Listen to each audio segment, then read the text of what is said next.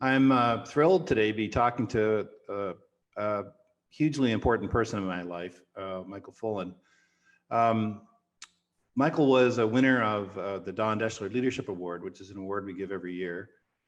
And aside from Don Deschler, who the award's named after, Michael's probably been the person who shaped my thinking more than anybody else. He was a mentor to me when I was first a graduate student at the University of Toronto, and he took time from what must have been an incredibly busy career schedule to meet with me. And I read kind of everything Michael had written up to that point. That's when you were writing Change Forces. And that work laid the foundation for all the other work that I've been doing. Really, I think still, we read Peter Block's book, and that led to my thinking about partnership, and Sengi's discussion, Peter Sengi's Fifth Discipline, got me thinking about the power of dialogue, and Margaret Wheatley's work got me thinking a lot about communication, and all of those books have really influenced me, but not just me, you've influenced lots of other people. I don't know your number of books you've written, but my count is over 60. And starting with The Meaning of Educational Change, which I read in 1989, you've been influencing my thinking in tons of other ways. And many of your key themes are my key themes because of you: moral purpose, the importance of focus and coherence, emotionally intelligent leadership, capacity building. Those are key themes for our work.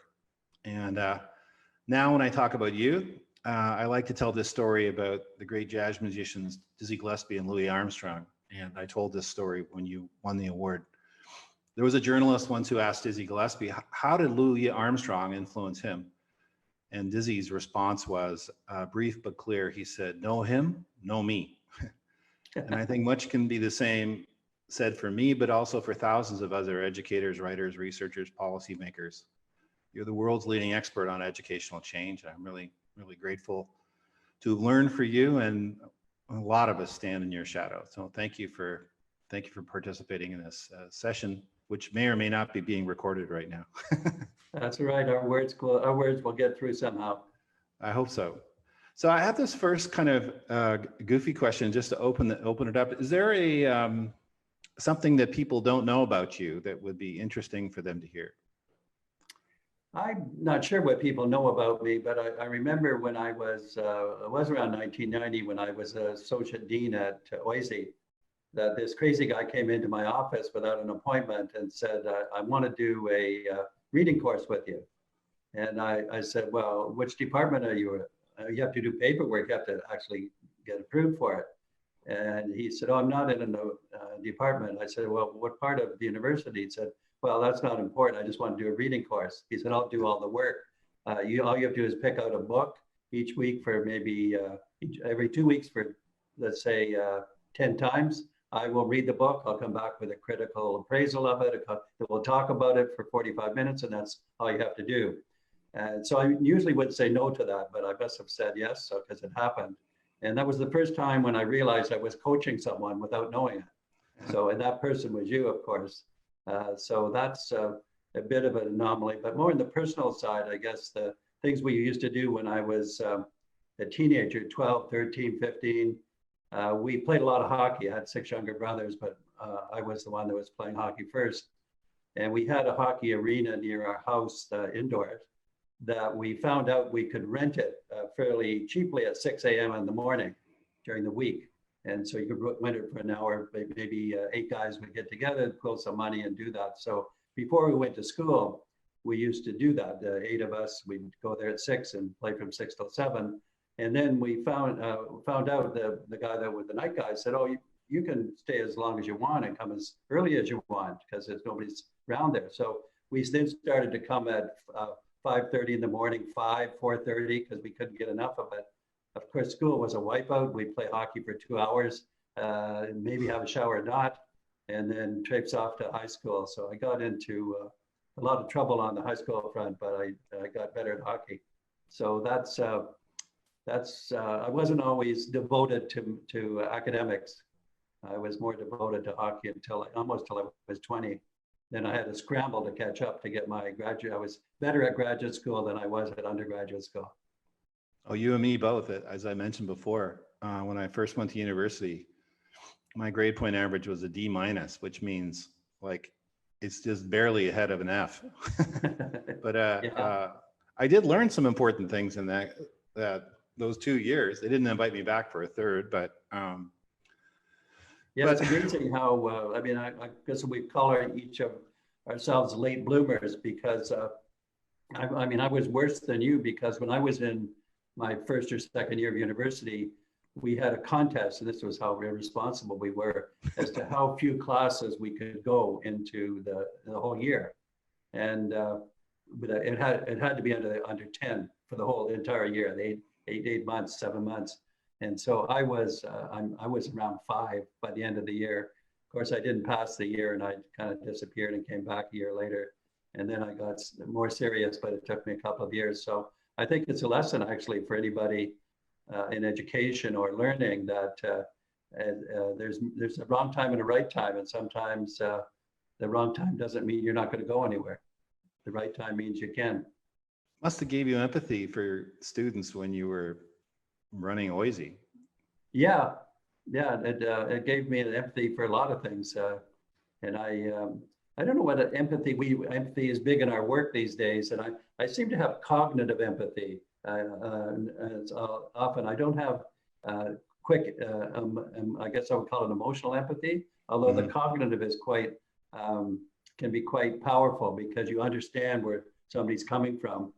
And so I really feel that a lot of the work I did as I was an administrator for 30, 35 years, being a dean for 15 years.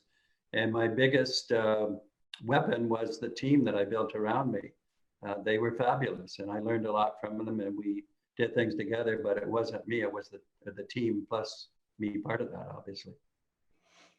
Well, people have sent me a bunch of questions, and I've got a number of questions. And so I just want to sort of work our way through them bit by bit and just take them however you want to take them. But when I started noticing what we're about to go through, how much change we're going through, I thought I have to talk to Michael about this and get his take on this, because this is such a time of change. So my first question really is just that. We're going through a lot of changes right now. In many ways, our whole lives are upside down. So what do you think it would be helpful for us to know about the personal experience of change? And is there any kind of normal right now? And what's normal in times of extreme change might be one way to put it.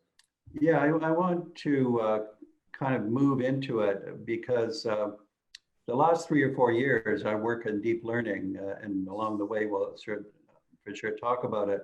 I was looking at what I would call the deterioration of the world, and in fact, wrote an article. It's in the book on the devil, but I wrote an article that came out published at the Australian Leadership Journal in January, but it was submitted in December before this, and I called it the battle of the century. And on the one side was climate collapse, disease, and rampant inequality, galloping inequality. And I said those are the destructive forces that could be the end of humankind, or at least one of those episodes where lots of people get wiped off the earth. And then on the other side, I called it evolutionary nirvana. I didn't have the right grabby word for it, but it's what's going to save things. So I was fairly prepared. I wouldn't say for COVID per se, but I wasn't that happy with, I just saw the world heading towards trouble, however it would happen. And so I wasn't surprised in some ways that happened. Now we get into it.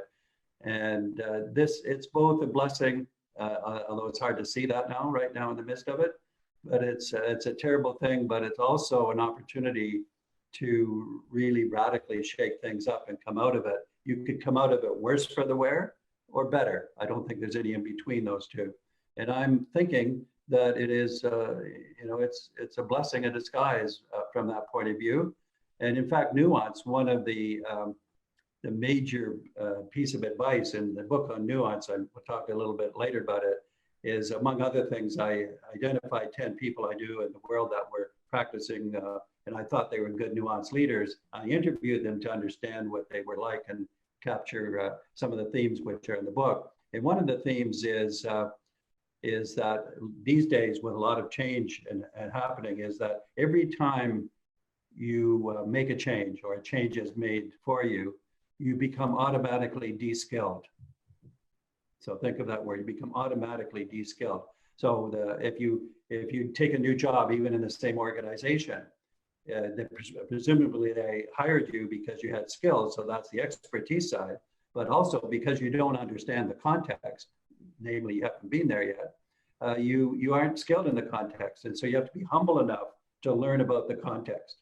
That's the key nuance finding with that, the realization that as Roger Martin, the dean of U of T's law school or business school, said, you have to be an expert and an apprentice, recycling in and out. You know some things, that's good, but you have to be an apprentice. So my point about this is, and our team now, we just got off a big hour session today with a district that has about 65 schools in Ontario, and they're a deep learning district, we call it. We were helping them deal with this interim period. And all the questions are the same. Everybody has it, that this, what do we do? And I have to say two things. One is the most obvious thing is you're de-skilled. There's so many things coming at us a mile a minute. You couldn't possibly be good at it. So don't pretend you are. Don't try to do too much. So there's all of that. That's what I think about it, is throwing everybody off. On the other hand, we predicted and now know that if systems districts had been working on, I'll say, three things. One is collaboration. They have good collaborative capacity. The second is pedagogy. They're really looking at learning. And the third is technology. And if you've been working on those three anyways, and then COVID comes along and throws everything up, you're prepared to figure out some things. You just have to be a little more confident about it. And that's what we're finding, that those districts or systems that had some of those things in place are able to figure it out. So our advice to them, don't try to do too much. Focus on those that are most hard hit, the vulnerable, and then be prepared to do things that in the next phase, you will be able to perhaps leverage those far more than you would have had COVID not happened. Do you remember the old Bo Jackson TV commercial where it was Bo knows, and they would show Bo Jackson hitting a baseball, and then they would show him playing football, and they would show him slam dunking a basketball. Yeah. And then they showed him on the ice with Wayne Gretzky, and he could barely stand up. Yeah. And I feel like we're all on the ice with Wayne Gretzky. Like, yeah, well, we have a lot of knowledge, but it ain't what we need right now. We need something different. Yeah, some of it is. Like the collaborative capacity and the deep pedagogy, but mostly it isn't, because the system is awry. So I'm going to jump around with it from the questions I sent you, because I think another one kind of makes sense here. You've written about nuanced leadership, and maybe you could tell me a bit about what you mean by that, and how we can go about being nuanced, because it seems to me it's even more important now than it was, say, 6 months ago, because this is, if ever there was adaptive challenges, we're living them now. Yeah, it's a bit of a tongue-in-cheek question in some ways, because if I tell you what nuance is, it wouldn't be nuance, so you wouldn't know how to be nuanced. But it's not. It's more seriously what it is. It's a combination of characteristics, and the way that I first got at it was, you know that I produce a lot of books because I work with a lot of practitioners. And I get a lot of practical insights. And it's those practical insights that we end up writing about or putting together. So I really do know that about 80% of our best ideas are coming from our partnership work and co-doing things with big chunks of the system. And so that's really how we get to be more effective, I think. And I think then nuance, what I noticed was there were some leaders that were big successful. They might be a school level, they might be a whole district, they might be a system, and I knew them personally because I counted them as part of our joint work. And that there were others that would seem to be doing the same things. You look at their, as somebody said, great teams and terrible teams have the same things on the wall, right? They have vision and they have implementation, all of this great stuff. So there's something different about those that are successful. And I started to look at it from the point of view, how do they have a feel for it, but how do they get that? And I found that the way they got it was they're fairly humble. They go into a situation and they start to participate as learners. They start to get look beneath the surface.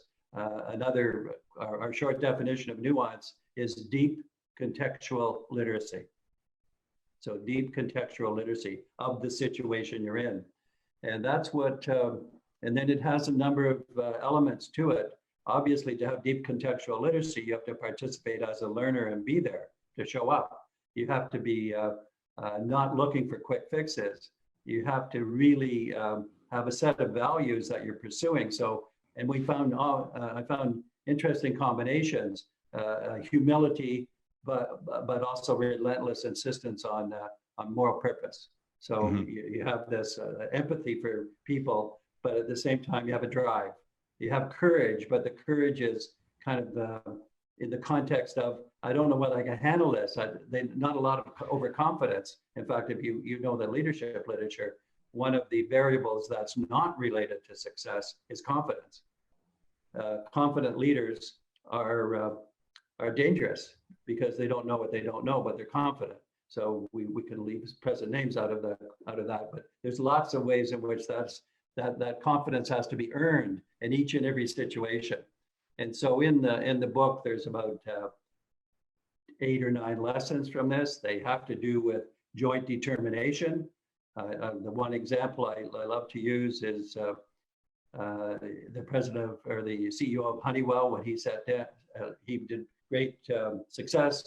At the end of all of this, he was retiring, and they interviewed him. And they said, what's the most important thing you've learned about leadership of all the things? Because you have actually been successful over a long period of time. And he said, the most important thing by far is to be right at the end of the meeting, not at the beginning of the meeting. And great metaphor, because he was saying, you can be as right as can be at the beginning of the meeting, but if you don't listen, if you don't enable the group to be right, which means you've learned some things and they've learned some things at the end of a process of a couple of years, you won't be successful. So I think it's those subtleties that you really have to be humble, but you have to have drive at the same time. Well, and is it fair to say that a lot of that drive comes from moral purpose, or what you would call the moral imperative? I think I would say so, but when you're going to say when every vision statement for the last 40 years has had moral purpose in it, I would say. And so does one say, well, since it hasn't worked in 80% of the cases, is it because they weren't sincere, that they were just putting the words down? And I don't think it's that people were continually not sincere, although I'm beginning to suspect that what draws people to leadership sometimes, or we did a book on school governance last year, I did with Davis Campbell, that showed that relationship between superintendents and school boards was not harmonious or productive for this. So it is moral purpose, but it's a moral purpose that has some groundedness in action. And that's why I call that first phase joint determination. Or if we take Mary Parker Fullan, who I rediscovered 1920s, 100 years ago, she was a great leader, almost forgotten, but she did all the things that we're saying now should be done. And she called it unity of purpose. And that's a better phrase, because moral purpose can sit up here in a document.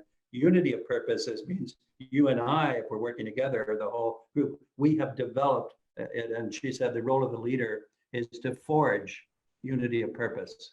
And I think that's forging is that two-way combined collective effort.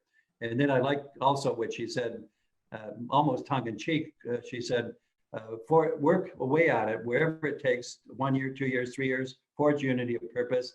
And then she paused and said, but don't expect it to last more than 15 seconds. Because she was saying things that would, and this was the 20s, so the 20s was pretty disruptive, and the 30s, but you see what she's saying there. You have to work on it. It's like our coherence concept. It's never done because new people are coming and going. The environment changes. You have good ideas. So it's a coherence making process. It's a forging of unity. and it better have moral purpose in it, but you better make moral purpose dynamic and collective in action. Yeah, I suppose moral purpose without action isn't leadership, is it? No, it's just a slogan.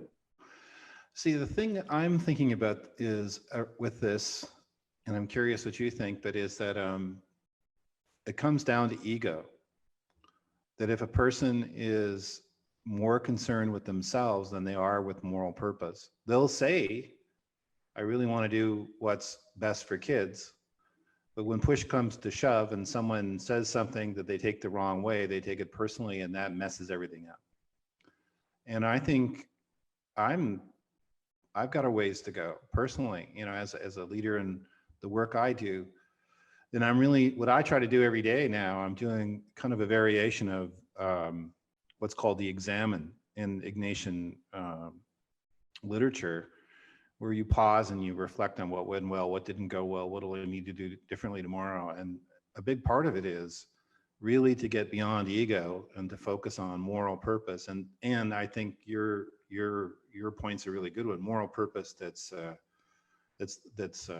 driven by action and coherence building and simplicity, but not being simplistic, cutting to the core as best you can and being adaptive too. Well, I mentioned humility. That's one of the counterforces to being ego-centered. But I do have another kind of twist on it. I think it is the case, and if you look at in fact, there's been a couple of books, and the theme is this: most of the books that are written about leaders are about successful leaders, but most of the leaders are unsuccessful or bad. So the literature on bad leadership, where there's much more of it that's happening, we don't get that same thing. And the word on bad leadership is that overconfidence, ego-centered, mostly males actually. So you get those are the attributes of it. But I also think because I don't want to go to the opposite side of that, whatever the opposite is, because here's how I want to say it, is that I know I feel it myself. When we do something together, and we, like we did in Ontario, we changed the system from a flatline system of 5,000 schools to over 8 years to be really highly accomplished as a system in literacy and high school graduation and so forth. I got a tremendous, I'll say, ego-centered shot out of that accomplishment. I can't deny that, but I think it's the ego comes into play after the accomplishment, not before you've done anything. So I don't mind people being a little bit satisfied. Wow, we really did good on that. Let's celebrate. So I think it's not like you're a saint all the time saying we're just, and this is partly why I don't like servant leadership, although I'm not against it. It just feels to me like it's somebody devoting their lives to somebody else. If you don't have your own part into the equation, if you're not devoting yourself to it, a piece of yourself, and getting really satisfied if you're successful with the group, you're probably not in it enough. And so it's a bit complicated. Maybe it's a nuance. It's probably a nuance, but I don't have anything against somebody being self-satisfied if they've accomplished something with the group, and it's been a great accomplishment. But the moral purpose is more important than self-celebration, Yeah, well, hopefully the people that I'm talking about have those values. They have, for example, the victory for greater equality, which has been, or greater equity, which has been absolutely horrendously a failure for 50 years, is an embarrassment because greater equity is all over the mission statements. The investment, the money has been put in, but there's no great impact on the average at all whatsoever. In fact, the opposite is getting worse. So that to me is really an embarrassment of leadership, that we haven't done anything except in pockets to significantly move equity forward, although it really is a societal problem. You can't blame the schools for that one. They've inherited a bad society, one could say. I remember once we were talking about education at a conference, and you turned to me. I said something, and you turned to me and you said, "It's not a competition," meaning the work that we do. And so, to me, I believe you felt great that you had success, but I also know that moral purpose is more important, or I shouldn't say more important, but it's central to what you do.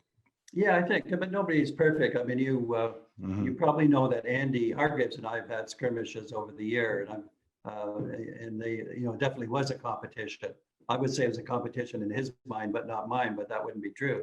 So you do get that kind of side of people, but we both have appreciate now collaborative competition, where and that's what I mean. In some ways, sports is like that. You're competing against. You'd rather compete against a team that was good than a team that was bad, Right? because you with the satisfaction of playing at the, this is where the nuance comes in. Some of those nuanced, successful teams in sports who don't have the best talent person by person, but they have the best chemistry. They've accomplished something beyond what they should have accomplished, and they're proud of it. And it's the chemistry of that phenomenal accomplishment of humankind for a good purpose. I mean, in their case, winning the championship. But if you start to apply it to equality, accomplishment of students who go on to be successful in life, who never had a chance before that or without that, you really get excited. Yep, I think we better move on, because I could just roll around on this one. The Raptors come to mind, though. Toronto Raptors. Yeah. But that last, I mean, I don't follow basketball, but you couldn't get me away from the last 3 or 4 or 5 games. Unbelievable. It was exciting. So you write about deep learning. You brought it up briefly, and you've got a pretty precise definition of it, the 6 C's. So could you tell us a bit about it? And then my real question is, should people be trying to foster deep learning in these times? And if so, what can they do about it? But first off, what it is, and then how does it apply to these times? Well, I think it's related. I could delve into a lot of the pieces of it, but if we start with the what I would call the fact that the present public system is not working, and this is not a criticism of teachers. The system is not working, and I know the data, but if you go to Heather Mallon, the Stanford Adolescent Center, or you look at in Australia and you look at what they've studied at high school level, just to take that one level, they basically concludes the same thing each, that it's only about 25% of students who are in grade 12 and 13 who have any sense of enthusiasm and about learning and purpose in life. That's a pretty small percentage. And then you have those that never had a chance in the first place. You've got all kinds of issues in that. And I think I want to make a distinction. I wrote a book about this distinction. It's called Freedom to Change. And the equation is, it comes from Eric Fromm initially, escape from freedom. But basically the argument is people work hard to get away from something they don't like, which is the freedom from. They'll fight very hard to get rid of testing, as they did in Wales and Scotland. And then if they win that, they declare victory, and then the energy goes down at the very time you need it for freedom to. In other words, what are you going to do? That's a better alternative. And I think that's what's happened to schooling, is that we've got into this rut, and then we've complained about it accurately enough. But now that we know something should be different, the big question is, what is that difference? And our answer is deep learning. And the 6 C's represent, 4 of those C's have been around for a long time, but the 2 we added, character and citizenship, they've been around in an ad hoc fashion, but not very much. We now know, because we've got actually hundreds of schools in 9 countries that are doing this deep learning. And the 2 most important things are, it focuses on the 6 C's, which gets people excited about life and learning. And we have also a 4-part learning partnership design that has to be part of this equation. And what we've seen from this, and we didn't build this in advance, is that those students, we didn't know this in advance, those students who are least connected to schooling and life, most alienated, are the ones that really sooner than the others gravitate towards deep learning. They take off in a way. And we call it engage the world, change the world. And it is about the world for them, the immediate world, but their entry point into that is learning. So our definition of deep learning is quality learning that is stays with you the rest of your life. Just think of that. And so it hasn't fully happened yet, but the answer is the mobilization of students to learn something significant that at the same time engages them more closely to life. There's lots to learn and lots to do, and goes to their natural talents of the Gen Z people, kids who want to make a difference. They just want to have an outlet. They have to learn something to make a difference. That's our necessary equation. So I think this deep learning has potential because it's a natural, and the students really leap into it and they become excited. But we really want to say is they have to know what they're doing. They just don't run around making changes. They have to have the knowledge and the skills of deep learning, of problem solving and critical thinking, but in the service of doing something worthwhile with their lives. And we have a great, we have a neuroscientist on our team, Jean Clinton is her name, from McMaster. And she's learned a lot from us, but she's brought this great, we start to interface neuroscience and other parts of learning along with well-being. We've got the latest version, I showed it yesterday to a group. It's the double helix, and it's a metaphor, not an analogy, but the double helix, the DNA, which is really two strands that are intersecting, that are causing strength in that. If you take the two strands of well-being and learning, which we call getting better at learning and get better at life, and you start to have those two strands evident in schools in terms of what they're learning, not having SEL, social emotional learning, as an add-on to improve academics, but to have the school and the whole learning interconnected between those, particular double helix, you get fantastic development on the part of well-being. Much of the well-being work has gravitated, I would say probably necessarily, towards the ill-being end. But the great learning takes you to the well-being end of that continuum. So great learning and well-being go together. That's the future. That's the part that we're working on passionately. We have a lot of the pieces because the schools we've worked with in the 9 countries have helped develop them. We've formulated them in the tools and support systems, and we're almost there actually. But every group that takes it on has to develop through their joint unity of purpose what they want out of it and what it looks like. So COVID is going to make it possible for that kind of alternative to happen a lot sooner than could have been otherwise. And not to oversimplify, or maybe I am oversimplifying it, but if I'm supporting teachers in whatever capacity I have, to be conscious of both parts of what you're calling that double helix of the well-being and achievement. Probably right now, maybe correct me if I'm wrong, but well-being might be more important right now than in more normal times. Well, it is absolutely the case, but it depends how, if you define well-being as curing ill-being, then that's necessary, but it's not sufficient. You've got to have well-being flourish. And the TALIS results just came out from OECD, the PISA results, their survey of teachers, and they're about what do teachers think of their profession, 65 countries or more.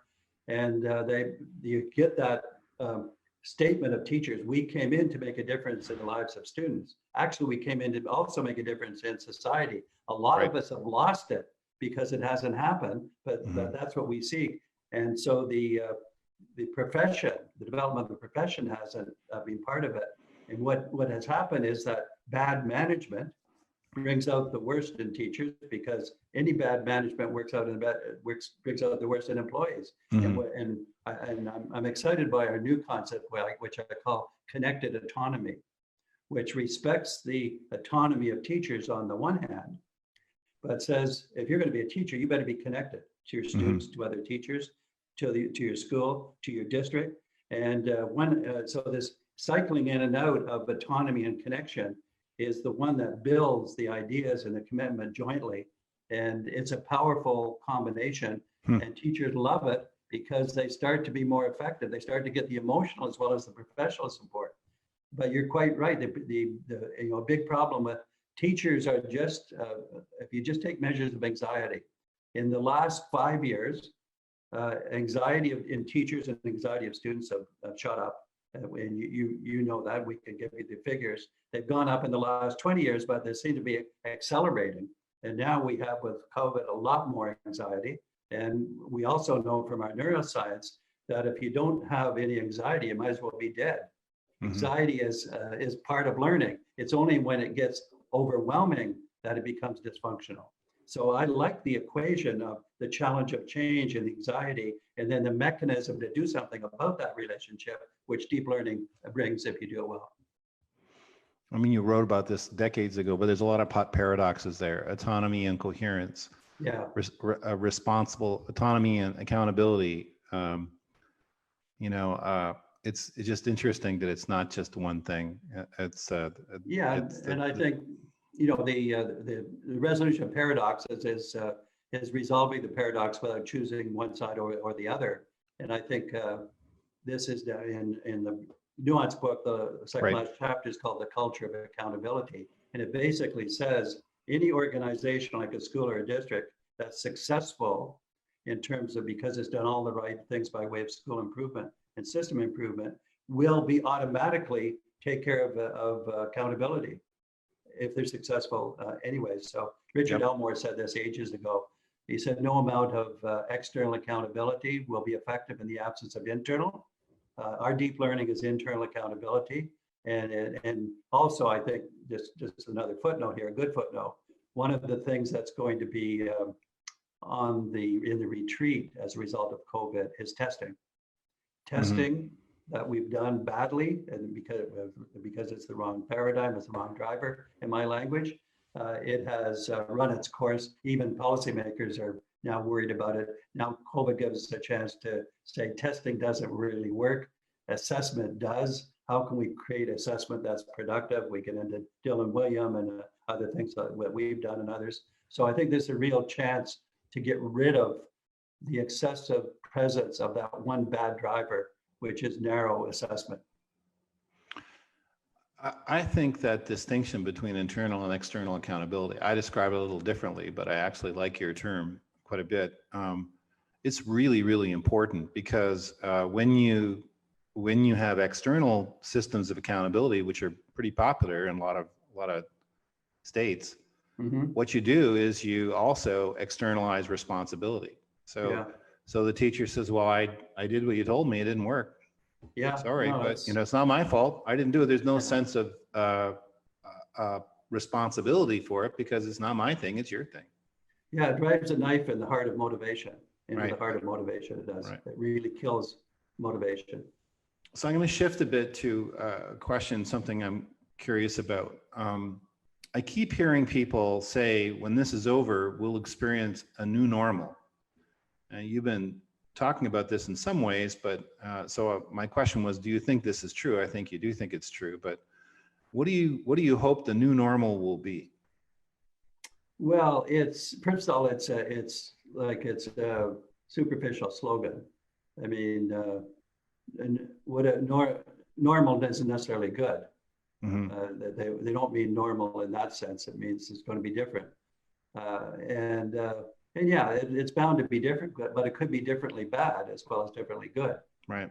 And still call it a new normal. So I do think it will be different because for the two reasons. One is it was bad to begin with. The system was. It was heading towards destruction in some fashion. And so since it was so bad, there won't be a fight to bring back the old normal in the same sense, because it wasn't worth fighting for. So what's worth fighting for is the freedom to. Freedom from is the bad system we're leaving behind, which COVID has helped us in a kind of ironic way. But now what's worth fighting for to get it right? And I think this is where we pull together, and those people that have had pockets of success, because we've seen good districts here and there, good schools, have to shift their participation into, we are going to change the system. And that's what the devil in the detail is about. You've got to change 3 levels of the system in some combination: the local level, the middle level, which are districts or municipalities, and then the state level, which actually are the state plus the federal. So this has got to be system change.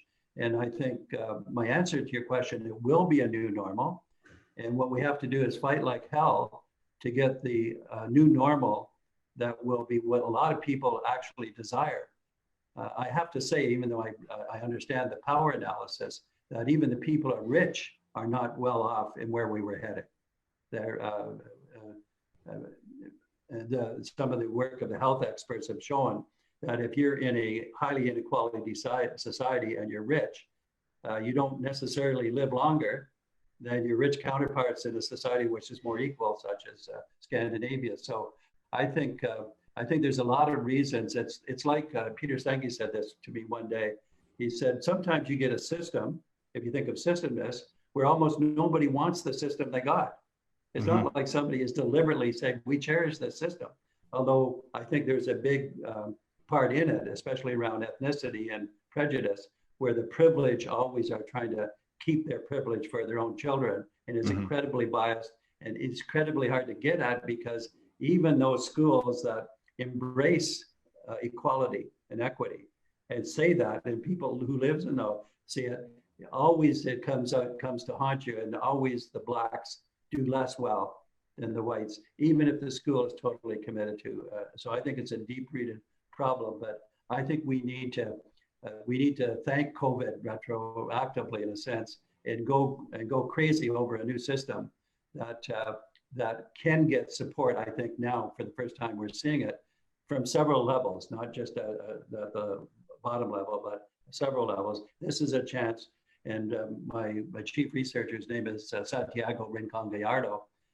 He uses the metaphor of the social movement, but it's a social movement to transform society. And I think that's what we should see education as an instrument for change. And we should mobilize the students to be some of the lead. Another observation, students are great change agents because they don't have any allegiance to the status quo. And if we can get the right learning outlet for those students and team up with them, we will be able to get a lot done in the next 5 years that weren't possible in the last 5. I'm going to be talking next week with Dretta Hammond, so I'll be picking right up on what you're talking about here. She contributes a lot, but one of the things that I think is really powerful in her work is how our brains are kind of wired not to stick with the status quo, that we look for things to reinforce our thinking, which keeps racism in place. So I'm really interested in talking to her about how the brain affects our capacity to just act on human rights issues, really. Yeah, it should. I mean, it's a mixture, I think, and because we're getting to know it more and more through Gene Clinton, the neuroscientist, and there's a lot of nuance in the brain, to say the least, and that does the brain like certainty or not? Do you automatically like other people, and is it built into our evolution? And it's really mixed, because it is the case that humans are drawn towards connection with other humans. But sometimes on the circumstance, if it's drawn towards a tribalism, it becomes a conflict-based group against other groups. So I really say, when people say, are we born to be socially good? I would say yes. And then I would say, but then it plays out depending on the circumstances. You may end up being not so good if the environment side isn't in the same equation. So I think, I think the neuroscience has only been out in the open, and I'm sure it goes back 25 years, but for educators, it's only become prominent in the last 5 years for us. So we still don't know enough, but it's a great possible leverage for the things we're talking about. So I have a few questions people have sent in, and these people have done their homework. So they've been reading your work. So I'll share some of the questions, and First one is, these aren't any, they're really sort of just in the order of what we've got them. And I just highlighted a few because we won't be able to do all of them, but Yeah. First question is, how can our understanding of the implementation dip inform our dealing with virtual learning right now? Yeah, I don't use the term implementation dip anymore. So because it grew up in that kind of linear fidelity phenomenon, and the dynamics now are different. So I think that the analogy or the leverage off it is to think that we have to. I was reading something the other day where the conclusion, literally, of the book was there's so much uncertainty. It wasn't just talking about COVID, but the last 10 years, so much uncertainty and unpredictability that you're better off to not plan things in advance or predict them. You're better off to determine them by doing them.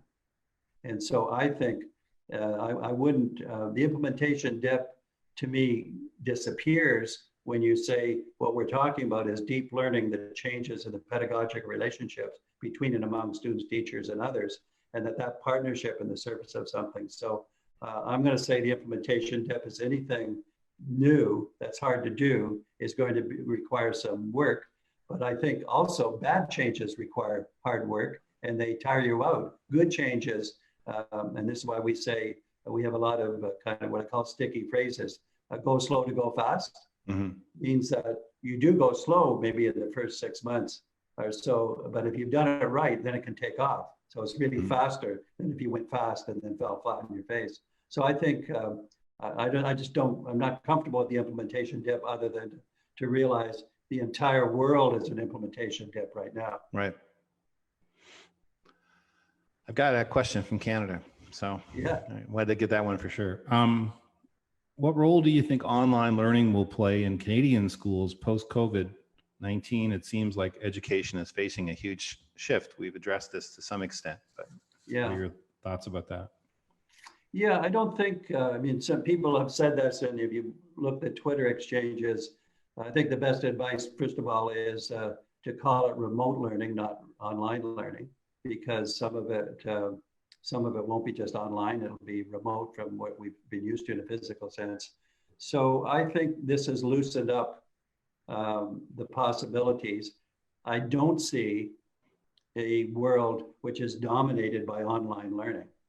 I think what it's done is loosened up the physical spaces that we will be in, but it's not going to loosen up, it's not going to be individualized. I mean, it could be, that's a scenario, but I'm pretty sure that this is going to lead us towards being more close, whether that's because we're able to do that even remotely, we can be more close by chat rooms and combinations, but we'll be able to get together physically as well. So, and I did a book, 2012 called Stratosphere, where I had technology, pedagogy, and change, and said these are independent, they've got to merge.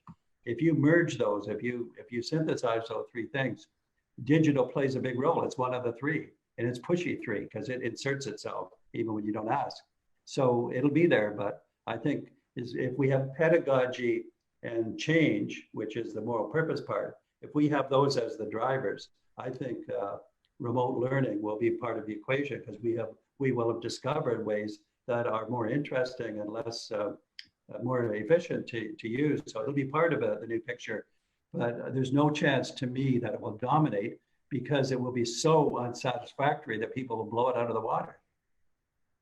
I think it's going to have a big impact on professional development and professional learning. I think, I don't know if the workshop is going to be dead after this, but I think the concept of someone's going to show up and tell us how to do this particular thing and then they're going to go away is really, it's important for awareness, but it doesn't lead to what you would probably call deep learning, professional learning. And I think follow up and also linking people, even in sort of self-organizing models, but also if we've got an expert in Singapore on how to do something and we can get them on Zoom and have a conversation, that's going to be pretty powerful. So I suspect that it's going to change professional development pretty soon. Well, what you just said is it's going to change bad professional development. So that's good. Yeah. So I think it will change it, but the balance will be, the professional learning will be better than it was, because there was a lot of bad professional development before. And bad defined as not affecting change, or even worse as demoralizing teachers. Yeah. And even harmful. Right. What do you think is the number one thing? We have a lot of number one questions. Yeah. Like, what's the one thing? But what do you think the number one thing is that instructional coaches should do to be prepared to address next year when they come back to the school post COVID-19? Well, remember, you and I did an article in Ed Leadership on coaching, and we wanted to get it out of the notion that it was individualistic behavior, or it's something that could be at the beck and call of the leader you report to. So I think the number one thing for coaches is to get into the game of this. If we just stick with the technology, pedagogy, and change interface around deep learning, and be part of that team that helps cause the learning that gets these results. So I think coaches should pounce on this as a change opportunity, probably to do things that many of them wanted to do anyways, but weren't able to in the existing system. So look at it, it's be opportunistic about it, which means that you don't run off on your own, but you figure out what are the combinations of what people I have to be with, and to do this. So I think they can be, there's lots of stuff that you've been central to developing it, where coaches as change agents in a new system need to understand. And the advice is be a learner, because it goes back to, you need new contextual literacy to be a coach in 2021. By 2021, you will need new contextual literacy. So be a learner and get a head start on it now. So how does a coach develop that contextual literacy? What are some things they can do? Well, I think the one is that you are part. You're part of a combination where the solution isn't clear cut. You have good ideas to contribute, but it's a proposition of understanding the context and teaming up with others in the context who want to change it, and working together as a team to do that, giving each other professional support, which is the ideas side, and emotional support, which is the well-being side. So I think they need to, I guess I'll say they need to be in no person's land for a while in the transition, because it's not really clear. But if you have the certain values that we're talking about, and they're certainly loud and clear in deep learning: engage the world, change the world, get good at learning, get good at life, get the 6 C's being your power part, team up with others to make changes. If you have that kind of as a general orientation, and then you realize that not only do you have to make it happen, but it's not clear what it would look like in your particular situation, because situation is different. You have to be prepared for a fair amount of ambiguity, I think, in this period, knowing that you will come out of that. Seymour Saracen, one of our mutual mentors in some way, said every good idea I had was preceded by going through a cloud. And so I think this next period is going through a cloud. So I think a coach who thinks they've got it all figured out might be about to have a difficult time. What I hear is humility, in the sense of going into the situation as a learner, really watching what's all happening around them, learning as much as possible, and not jumping too quickly to a quick, simplistic solution, but being adaptive in the way they respond to what's happening. Is that a fair summary? In one way, but I still like the distinction that I started with almost the beginning: be an expert, be an apprentice. Mm-hmm. So coaches have skills they've developed. Don't hide those under a bushel, but be an apprentice, be a learner, and then merge your learning and merge what you know or you think you know with the new things that you'll learn by the apprenticeship. And then remember, we're aiming towards a system that's more engaging for learners, which now is it's not engaging even for the 25%, I think, but at most it's 25%. And so we've got like a mess And so to make that interesting and productive, and having coach, and you know more about coaching than I do, so but to have coaches as part of the group that's going to create something new, it has to attack inequality. It has to see excellence and equality, or equity and excellence as the same phenomenon. If you try to do one without the other, you'll fail. So and you can do both because they can feed on each other. So I think it's that's the big things about inequity, about learning that means something to people, about being what does it mean to be a human being in 2021. Those are the big things that should be the agenda of all of us, and coaches need to play their role. Okay, one last question. What types of support do you believe districts are going to be needing that they haven't considered yet? Well, we know that that some districts, I'd say 10%, have figured it out even in the old scheme, and they have. If you look at the research on successful districts, and we've done some of it ourselves, many in California that we've looked at. Long Beach is a longstanding one, Garden Grove, Sanger, and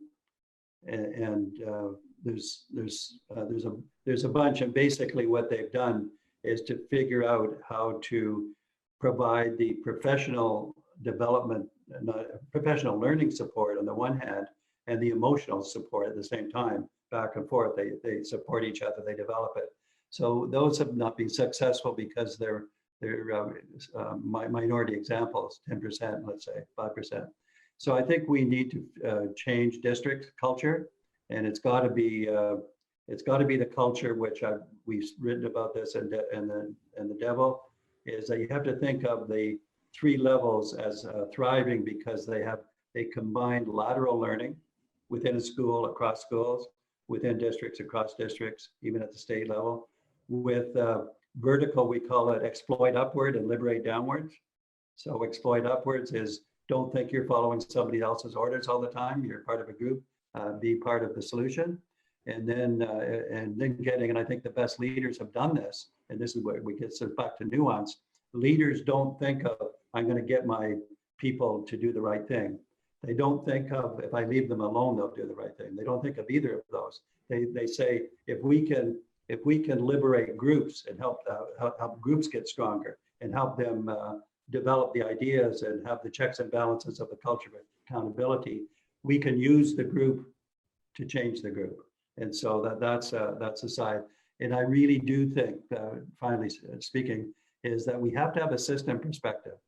We have to think, and do it this way, that everybody should think of themselves as, I'm doing this part, but I also have a moral obligation to contribute to the betterment of the system in some way, and to learn from the system in some way, and have that kind of dual focus. I'm doing this part, but I'm part of the bigger part. Mm-hmm. And if we can get that humming and going, it will be engaging. It won't be tiring, because there's, tiring. You're hitting your head against the wall. That's tiring, and it wears you out, and all of those things. But if you're doing something exciting and you get success, it's a whole different experience.